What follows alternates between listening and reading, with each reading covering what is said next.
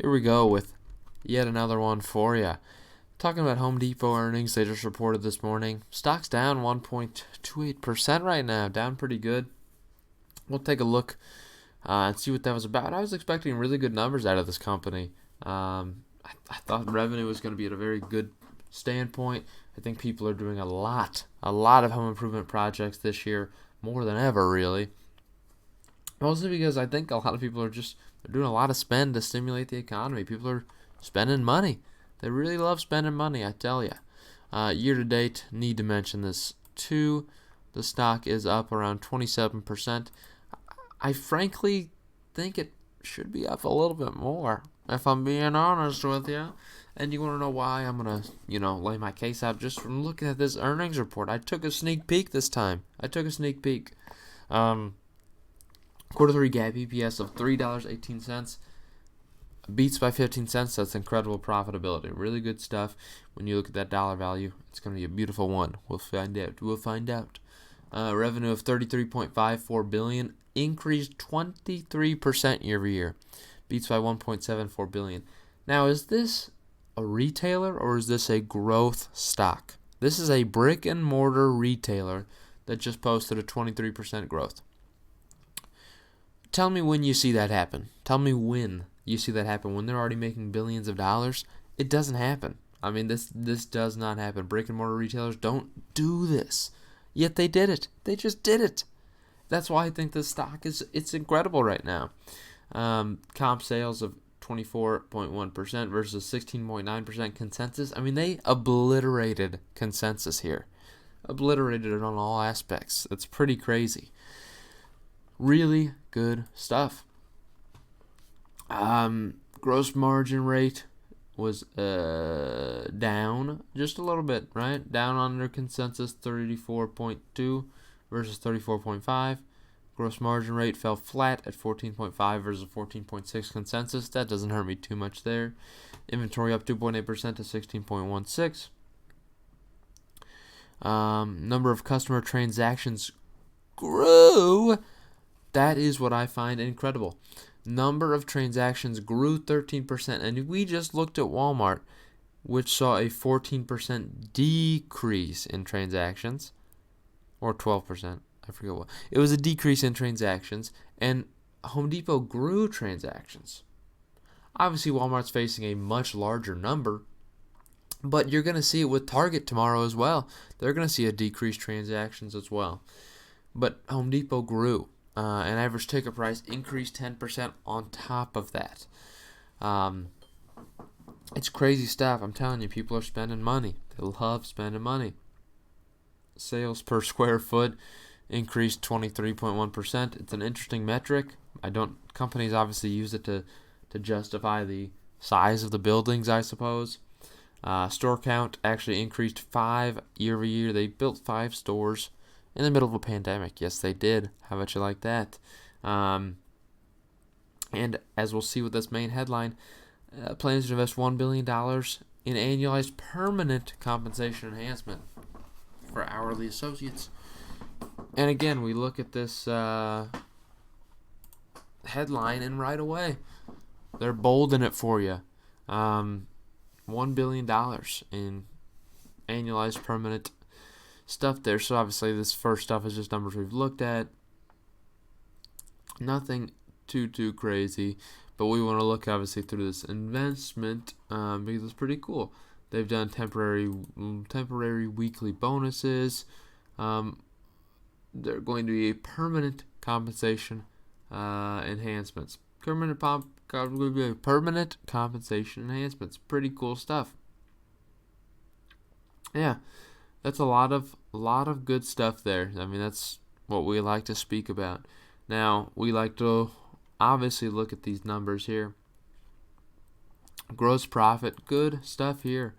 Increased 22% in the 3 months ending period, which is good. I mean, that's good numbers. I don't like their little border on this stuff. I get it, it's subtle, but it looks like there's doo-doo or coffee stains on the left and right side of my screen right now. Sure, you can't see it because it's probably out of the frame I cut, but still, just saying. net income, which they describe as net earnings, which I like to see, of $3.4 billion versus 2.7 of a year ago. I told you when you look at that profitability line, it's going to be pretty good to see a retailer put in this kind of money. It's good to see that money. 24% growth year over year, and on a 9 month basis, you're at $10 billion versus 8.7 prior, which is a 14% increase. Sorry, let me just fix that. What shocks me really is the transactions has increased both in the 9 months ending period and has increased in the 3 months ending period. Really good stuff. Average ticket has increased in both cases, and obviously sales per square foot has increased in both cases. Really good stuff. I mean, those are numbers that intrigue me, and I think because of it, the stock deserves a little bit of a good nod. There's still more poop stains on my left side. Okay, we'll take a look at the balance sheet. Total current assets. I'll look at the year over year because they're right next to each other.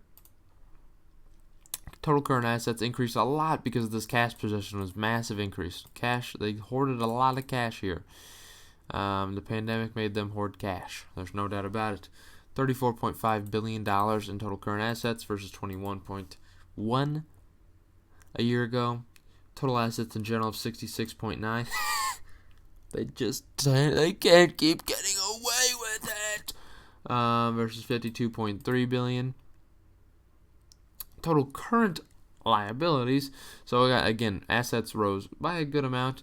You like to see a $14 billion increase, $14.5 billion. It's good to see. Total current assets, or total current liabilities, I should say, are 25.3 versus 19.5. So that increased close to $6 billion. Need to mention that. Total liabilities grew quite a bit too, 65.3 billion versus 53.3. Now this is where I think you find a concern with this company, and it is the balance sheet, right? A year ago, though, they were having an actual stockholder deficit, but now they've turned it into an equity, which is good. But for a company of this stature, you wouldn't quite expect it to be such a narrow balance sheet. You wouldn't. They did increase to an equity of 1.5 billion, so it is a really good increase on that balance sheet, but it's kind of a scary balance sheet, all things considered, and I think that certainly drives some investors away. But the fact that they've turned this to a really, actual positive balance sheet is what you like to see. It's a growing balance sheet with a lot of positivity, and I think if they can keep those numbers up, it'll be really good. The only concern is how long, how sustainable is the dividend, stuff like that is what you need to get into when you're talking about this stock. Yielding 2%, obviously, not a crazy dividend stock, but is it going to continue with it? I do think it still trades at a relatively cheap multiple for those kind of dollar sales they're doing. 25 PE is a little bit cheap for them. I think, honestly, it's wild to say, but I think they deserve around 30. You may think that's crazy, but I think this is a pandemic benefiter.